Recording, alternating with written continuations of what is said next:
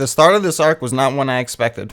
I didn't think we'd be 4 chapters into a huge Zai war, with having almost no focus on the battle as a whole but just on the Haishin unit, and in retrospect I guess it's because the battle is only a prelude for the true one where Riboku shows up, but it still felt weird with how important the war is perceived to be in verse.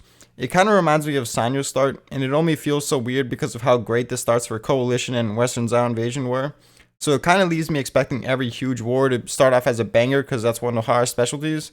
But just like with Sanyo's start, it does introduce interesting dynamics that will be very impactful later on. And while in trying to achieve this, Hara had the pacing be fairly slow, I do like Hara taking his time to make a supposed new addition joining feel meaningful. Not only does it build up Kyorei joining the unit well, but it also gives members of the Haishin unit that could always use more screen time their own cool moments as well. While not necessarily my preferred start to this arc, I'm still interested in the plotline, and I do appreciate Hara going in depth on matters like these instead of skimming past it, especially when also reading One Piece, seeing as how Oda does the bare minimum for a bunch of plot lines in Onigashima, just so you can show a bunch of different points of view in a short time frame. Like I mentioned in my Juko arc review, the start of this war was intriguing due to how odd it felt. Yes, the Content Army was hyped up to be really powerful, and they have massive numbers advantages, but it still felt like the Kin Army should dominate them overall. Yet this battle was hyped up to be even more difficult than Gyo somehow. The very start of this arc continues to give off the feeling that something is off since Moten and Nohan are doing the best out of everyone, even with people like Osen and Kanki being on the field, which reassures me that there's more to the situation than meets the eye. So I'm excited to get to learning about the overall battlefield situation more after the Kyorei plotline concludes, but for now let's talk about the Kyorei situation. Now, don't get me wrong, there are aspects of Kyorei's character I like. I like how nonchalantly disrespectful and cocky she is. I find it pretty funny. And she is pretty badass, but the main thing that left me skeptical in being really into this plotline is her obvious character flaws. Of course, being a Shiryu, she's very likely to be deranged and for good reason, which would lead to the obvious outcome of Kyokai helping her progress into a better person. And while the situation isn't necessarily that black and white, since Hara's trying to keep it fairly ambiguous as to whether she'll join or be an enemy, at the end of the day, in regards to that, it's obvious how it'll end up because of story tropes. You're not going to randomly introduce her now out of all times unless it's to help out the Haishin unit, who's also conveniently struggling hard right now. No point in using up this much screen time in this moment unless it's a beneficial convenience for Kin, but the way Haru is writing it is still better than not even trying to make it ambiguous regardless.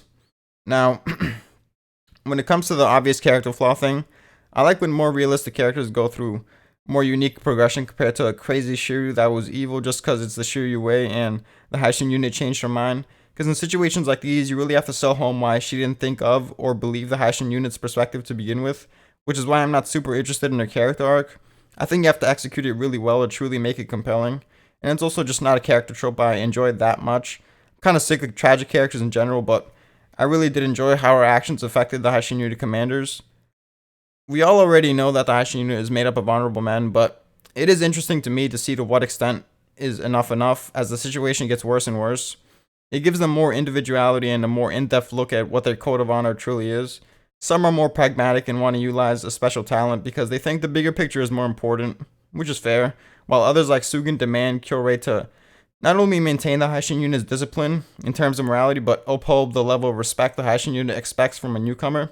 It was pretty dope to see Sugen step up to her from the jump and say that they get to decide if she joins, not her. It was funny how she instantly just decided on her own, like they weren't ballsy enough to dare defy her words, and Sugen stepping up to someone vastly superior to him that can kill him easily without hesitation because he has the Haishin unit's honor to uphold was a great showcasing of what it means to be a leader.